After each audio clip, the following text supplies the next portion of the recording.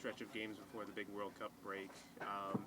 How's the mood been just coming off that game in Miami and now preparing for the next game?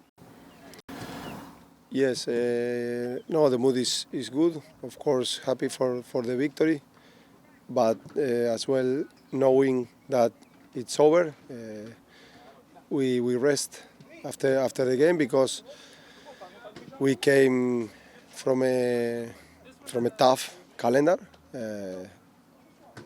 even the past week.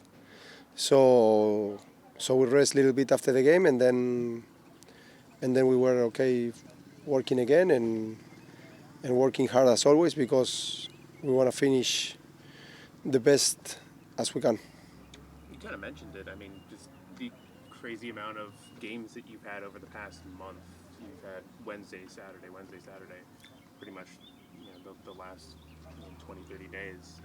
How nice is it just to have a break? I know you've talked about it in the past of, the games are the best kind of training, but just having a little bit of a break for the players. How important is that? Well, it's important. At the same time, again, we knew the calendar. We were ready for this calendar. I'm not gonna lie. At some point, it's hard, but as you mentioned and as we spoke previously, we enjoy that. We embrace that. We try to be the smart as possible in terms of recovering, analyzing, competing.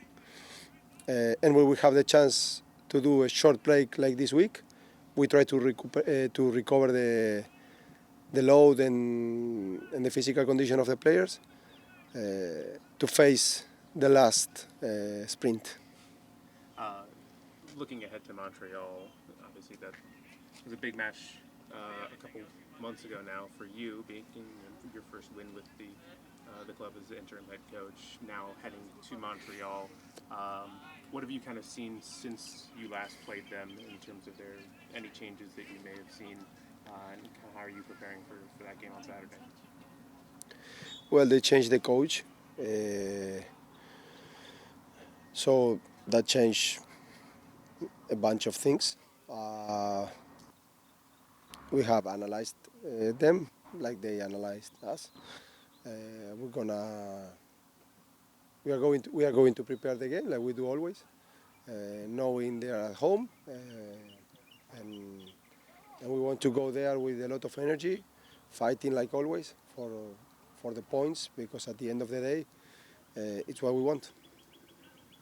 Profe, ¿cómo está? Primero felicitarlo por ganar el Clásico de Miami, por ser elegido el entrenador de la semana, que no es fácil eso.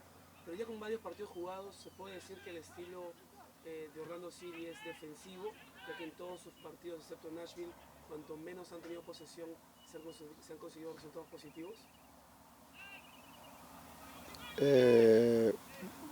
No, yo no lo veo así negativo. Gracias por las felicitaciones. Yo no lo veo al nuestro un equipo defensivo. Yo no miro los índices de posesión, nos dieron muy alto en varios partidos. Vuelvo y te digo, no le doy importancia. Creo que claramente estamos hablando de un equipo que en los últimos partidos hizo 8 goles. Y antes hizo un poco más también de goles. Me parece que defensivo no es. Creo que está claro eso. La identidad del equipo está clara y nosotros la tenemos clara y creo que a veces se puede jugar mejor, a veces no. Lo importante es competir y tratar de resolver los juegos y los resultados. Y en lo personal, porque siempre se habla mucho del equipo, los jugadores, pero como entrenador, haber escrito historia en el fútbol de Estados Unidos, con la primera victoria del club bajo su mando, entiendo de argentinos también, entrenadores. ¿Cómo se siente usted haber conseguido esa victoria y esa historia escrita que va por siempre aquí en los libros de la Major League Soccer? Te soy muy honesto, no me detuve a pensarlo de esa forma. Como lo dijiste, que entiendo que es real y que está ahí, pero ni yo ni los que estamos acá lo hemos pensado desde esa lupa porque nos desenfocaría. La verdad que el trabajo que estamos haciendo desde que empezó es muy intenso con una transición y una conformación de un equipo nuevo mientras competimos. Entonces hay demasiado trabajo y uno a veces no se detiene a pensar mucho en esas cosas. Siéndote honesto, así lo analizo. Y sé que usted va partido por partido, lo mencionó muchas veces también, pero es inevitable pensar que la US Open Cup es con el mismo rival que de repente le toca, no, es con el mismo rival que le toca siguiente, que es Atlanta United. No le pregunto en dónde va a poner los mejores jugadores, pero esa rotación está siendo también una preocupación a pesar de que primero está Montreal antes que Atlanta.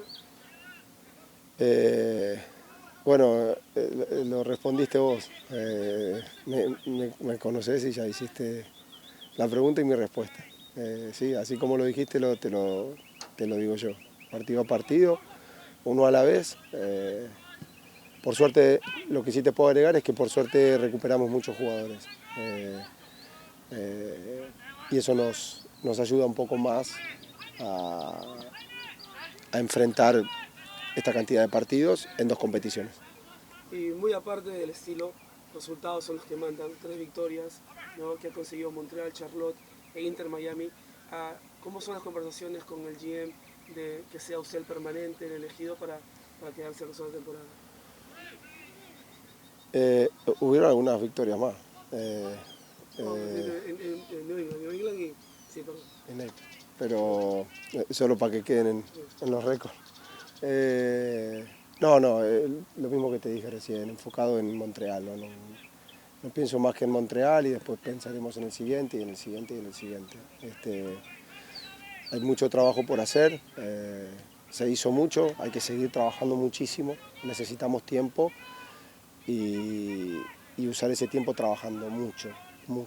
Eso es lo único en lo que yo personalmente, pero todos acá estamos enfocados. Pero en una posición de interino que uno se evalúa partido a partido, me imagino que las conversaciones con el dirigente pues están bien, ¿no? Yo vengo de un lugar donde todos los entrenadores dependemos de los resultados, en cierta forma estoy acostumbrado a mí me gusta eso, o sea, y te enseña que tenés que pensar en el largo, mediano y corto plazo. Mientras competís, yo aprendí a competir, no pensar demasiado y no hacer análisis, y eso hago, te soy honesto, no tengo ninguna otra cosa en la cabeza que no sea competir de la mejor manera, ganar todos los puntos que podamos por este club. Y vuelvo y te digo, no hay nada ni en mi cabeza ni en la de nadie en este momento que no sea Montreal.